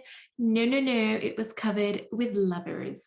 All just fucking. Emilia initially was like, what the fuck? And she's seeing like a spit roast in one portion and then cunnilingus in another. And she's like, these are possibilities. Oh my goodness. But then she's like, look, I can't appear flustered. I've got to own my shit. So she walks over to the little bit of whipped cream that they're all using, dips her finger into it, turns back around, maintains eye contact with Wrath, and sucks that cream off of her finger. And it's like, oh, Where was that whipped cream been? Like, what if they were all putting their bits and pieces in it, woman? Be careful with that. It does not sound hygienic. So they're walking into the Feast of the Wolf, and Gluttony's like, oh, good, look, it's your soon-to-be wife, Emilia. And she's like, actually, I haven't decided if I'm going to accept it or not. And I was like, are you fucking kidding me? But then Wrath comes in with the whole breathe in her direction without expressed permission and she will disembowel you. And I was like, I am turned on. Thank you, sure. Wrath and Emilia go for a stroll through the Twilight Garden, which is basically the orgy garden, and that's when Lust appears and go, what's up? We need to talk. But it's fine. We ignore that. Moral of the story, next day, Gluttony wants to meet with Emilia in private and they talk about the hunt, because apparently everyone else is going on these hunts for these ice dragons or whatever the fuck. We don't care because we've got other more important things. Gluttony goes, I found that sometimes our body recalls what our minds do not, and basically goes, take the fucking hint, bitch, and go on a horse ride with your purple horse Tansy. And Emilia goes, I'll do that, and gets on a purple horse called Tansy. It was fucking weird. She literally just like rocks up to the stables and she's like, oh, hello, purple horse. Mounts her, and now it's like, oh, okay, so she's got horse riding abilities, because no one can just mount a horse and start cantering without some form of like prior practice. Anywho, she's on the horse. She's a horse gal now. There's more. She's a horse gal. Anyway, she's on a weird purple horse, and they end up going through what we discover is Pride's territory after stumbling across a weird patch of flowers. Guards suddenly start surrounding her and they tell her to dismount and to drop to her knees. And it's like, what the actual fuck is going on? Yeah. All of a sudden, like she ends up they take her back to the castle. She's in the dungeons. She's there for hours. And she's like, I'm a princess. Let me go. And he's like, the fuck you are. A few hours later, they let her go. And Emilia gets like, what the fuck just happened? She assumes that she doesn't know she's in Pride's territory. But the guard basically just says, it's best not to inquire about his wishes. I suspect they'd give you nightmares. It's like, oh, that sounds ominous. She decides to write back, and Gluttony is waiting for her, and he's like, did anything interesting happen?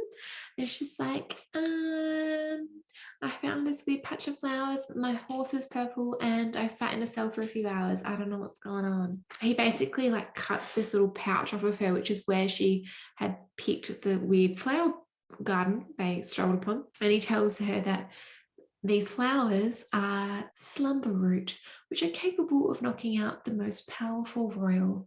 And this was just a weird fucking plot point in order to establish two things. One, who Pride is, and two, that there is some form of herb that can knock a prince out. In my mind, the only reason why it was chucked in there was because that Emilia needed to use it against Wrath at some point. And I was like, I didn't like that. I don't like it when she has to use it against. If she just told Wrath. Exactly right. So then it's time for the ceremony, and it is Feast with the Wolf. Dinner is like a foodie dream with course after course of elaborate food. It's like a MasterChef challenge. We love it. Oh, it's a full-on degustation. It's like descriptions of all the different servings that are coming out. It's like Heston Blumenthal in hell. Envy's chatting about the stars of seven. Fauna tells Emilia it's like seven sisters. If you interrupt their celestial spinning, there's a chance they may pluck and weave the wrong thread of fate. Sometimes the results of such interferences are immediate, and others take decades. And Emilia's like, sounds great. I'm just going to go find them right now. Yeah. She's like, I'll do it. Amelia at dinner just goes, so is the devil here? And everyone just goes silent. And it's like, well, this is fucking awkward because Amelia still thinks that Pride is the devil. Literally. Whereas he's sitting right next to her. He's sitting right next to her. Wrath is like, dance with me tonight, Amelia, but I need to disappear to go put on my mask. You have this moment where all seven, well, it's six initially, they all appear from the corners being like, what's up? With their masks, and then Pride walks down the stairs like a magnificent bastard. Oh my god! When this scene was happening, I had in my brain, the boys are backing down, boys are backing down.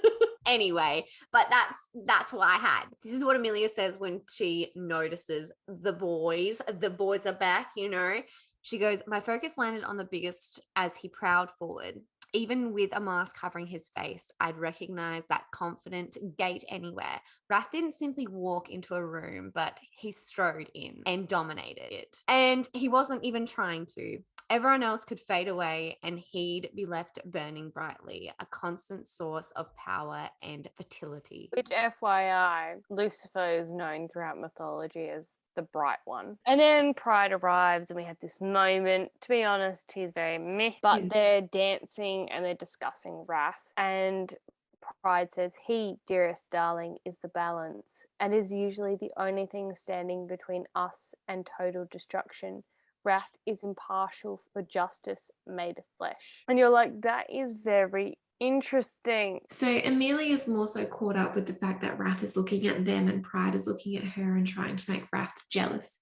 So as they're dancing, Pride intentionally tries to do a booty grab. His emotions.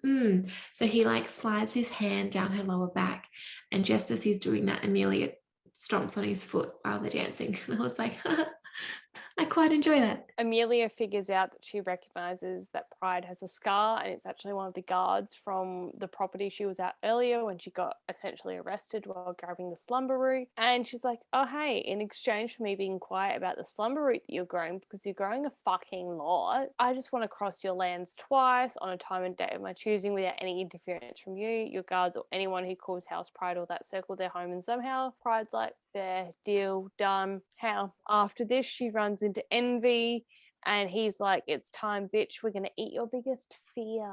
Nom nom nom nom nom. It's snacky time. Get your bibs on. And she's looking around, she's like, fuck, where's Wrath? And he's missing. Of course. Classic. So she gets sort of seated at the dais with the master of ceremonies. And of course, at the last minute, Wrath comes in and he saves the day. And he's like, I'm going to be the one that sacrifices my secrets at my biggest fear. And because he won the hunt with the ice dragons or whatever, he's claiming that as his prize. But in order for that to be his prize, there needs to be a majority vote between the princes. And it gets sort of negotiated that instead of that being the prize is actually going to be him and Emilia fucking in the royal suite.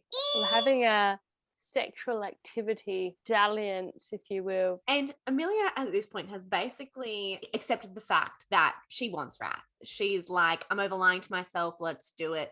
And Wrath's not very happy about this. And she's like, you don't want to bed me?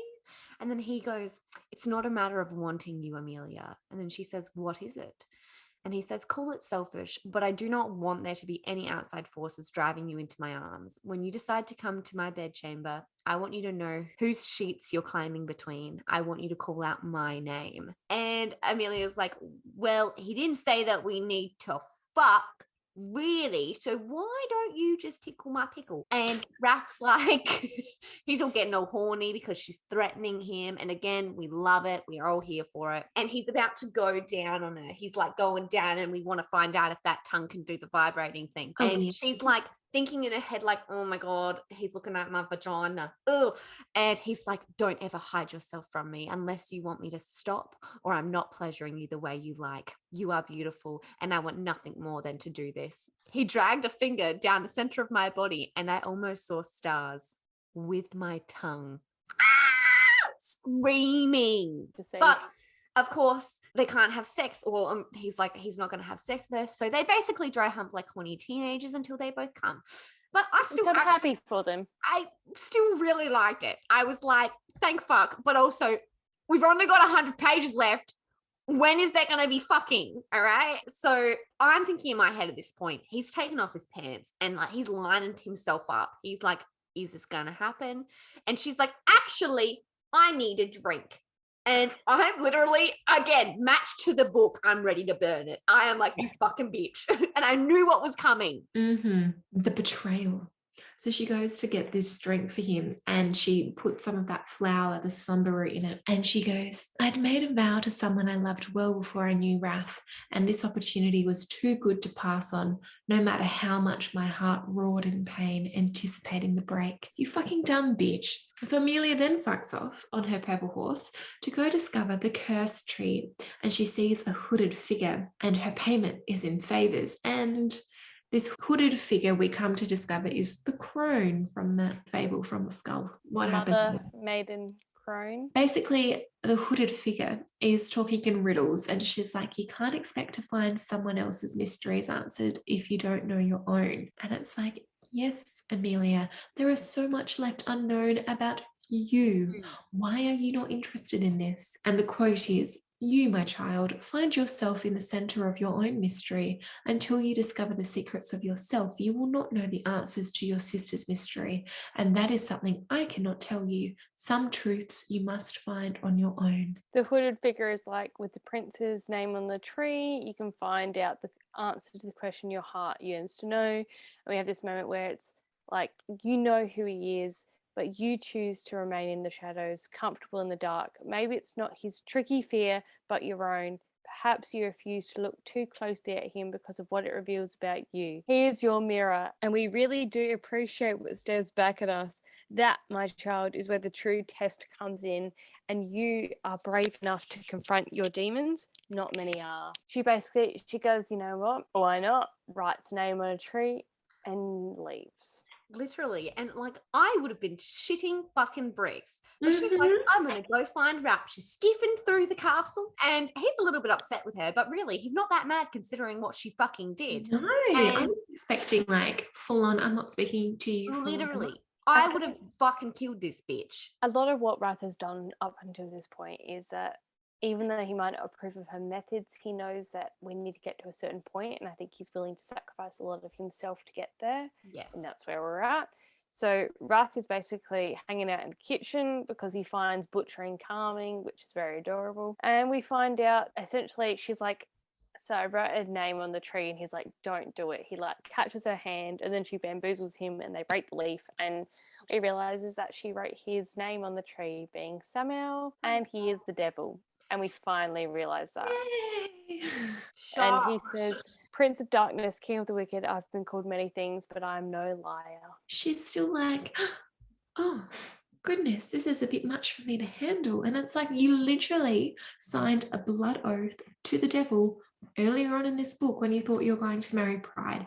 Now you've come to realize that the person who has treated you with the most kindness throughout this entire period is actually the devil. And you're like, oh no, she annoys me. Anyway, we come to find out that the horn of Hades actually is his wings, not his Horns. So basically, because Pride is so prideful, he will never actually admit that he's not the king of demons. And Wrath has no emotions like one way or another about the title. So he's like, everyone can go on thinking that it's Pride, but everyone in hell knows that I am the devil. And Amelia's just such a fucking little bitch. She's like, you are the devil, evil incarnate. And he's like, is that who you know me to be? And she's like, well, that's what everyone else thinks you are. And he's like, I'm like, that's not what he fucking asked you. And he's not very happy. And he just is like, poof, and then he vanishes. Fair enough too.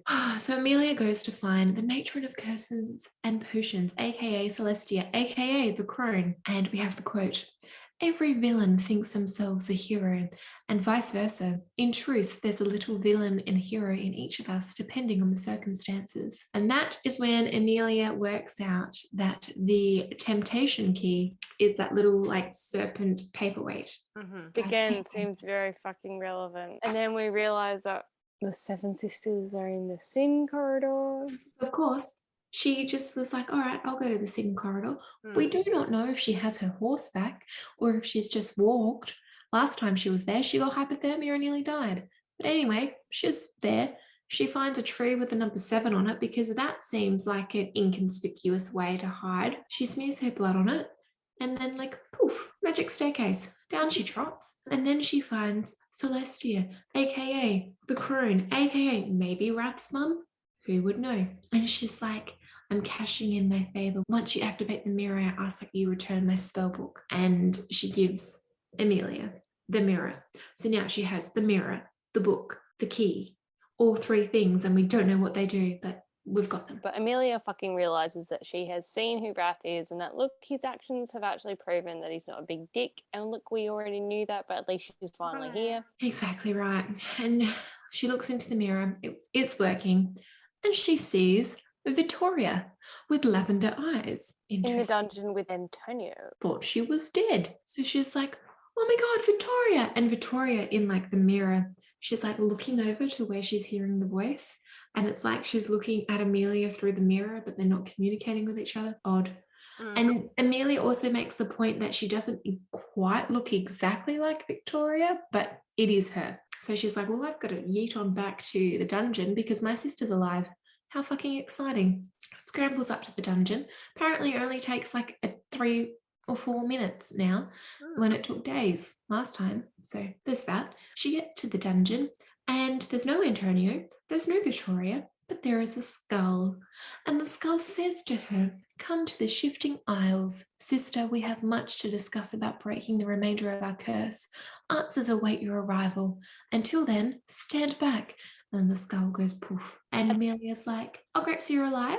And you never thought to let me know? You've just allowed me to run around trying to find your I really understand Emilia's response. She's become this creature of vengeance to avenge her sister who's not actually dead in her eyes. So that's pretty shit. Yeah, I was going to be mad if she was like, oh, my sister's alive. But she wasn't. She was like, fuck you. And then Emilia realizes that the Cornettos were not only hiding her from the devil, but they were also keeping a leash on her powers. And Wrath thinks that they put a spell on her to forget things. We have this confrontation where she's talking to Wrath. Emilia is pissed and she's storming up to Wrath's chamber and has the internal monologue of, my choice was made and the only regret I had was how long it took me to arrive here. And we're both like, same. She uses her power. Wrath is unsurprised. Our little witch bitch starts actually finally fucking observing and realizes that there are some things that are at work, the curse that stop Wrath from telling her things. And this is where she has that moment where her and Wrath can talk about some things. That's like he has theories about the amulets and what they concealed. And we actually start to finally get some communication between these two. And she knows what she wants now. So she says to him, pretend there's no curse, no magical betrothal or romantic urges created by a bond. Would you choose me? to reign beside you, to be your queen, your friend, your confidant, your lover. Oh my God, I love this. And then it's, if I'm still yours, if I am, I would tell you that you are mine, that I am choosing you as my husband. There is no one I'd rather confront my demons with, no soul I'd travel through hell with, and no one else I want standing beside me when I go to the shifting aisles tomorrow. And then he's like, and if I don't require time to think it over? And she's like, then I suggest coming to bed, Your Majesty. And that's the last line of the book. Hook, line, fucking sinker. She literally walks past him, takes off her shirt, invites him to bed, and then the book ends and I was screaming. Yep. Yep. Literally, there better be a fucking sex scene at the beginning of the next book. Otherwise, I'm going to come for you, Kerri. Oh my God, imagine if they skipped it. Oh my God, Fade to Black. I will actually die. Do we have any theories about the next book other than Nonna? All right. So my theories are related to the Hecate, I never know how to say it, thing. I'm committed to this mother, maiden, crone ideology. So if the crone is Celestia, I'm thinking that the mother would be the first witch, which is maybe incarnated into Victoria. Because if it's Victoria's body, but it's not completely Victoria, I'm wondering if that's the yin. And then Emilia can be the maiden. So you would have the first witch being the mother. We've got the crone. We've got the maiden. That can be that circle. That's my theories. Look, that makes a lot more sense than Nonna fucking Wrath. And I prefer that. I still think Nonna has some tea to spill there in that their bloodline, the way they've concealed things and not trained. And don't they have demon blood in them as well? So someone's fucked a demon at some point. Which would be if they were from the witch bloodline that used to be the kind of the guardians of the balance between earth and hell, and if that line has gone because of whatever this curse is, then of course there's demons that can go easily into earth, and there's all this stuff happening because the balance has been upheaved on some whim of vengeance, because assuming that the mother's daughter was probably the one that Wrath was fucking in the visions, possibly his first love that died, that could be possibly reincarnated into Emilia. There's still obviously a lot of unanswered questions, but I hope Kerri comes through. Look, I just want there to be a sex scene. We just want the sex. Please, fucking God. I can't do another slow burn book. There's already been 2 of them. Alrighty, T Swift. Now, State of Grace. This whole song is like a vibe for the relationship between Wrath and Emilia. A few little quotes that sort of reference that. And I never saw you coming, and I'll never be the same. You come around and the arbor falls, pierce the room like a cannonball. Now all we know is don't let go. We're alone, just you and me up in your room, and our slates are clean. Just twin fire signs, 4 blue eyes. Not sure if they have blue eyes or not, but twin fire signs sounds about right for those 2. And then, so you were never a saint, and I've loved in shades of wrong. We learn to live with the pain, mosaic broken hearts, but this love is brave and wild.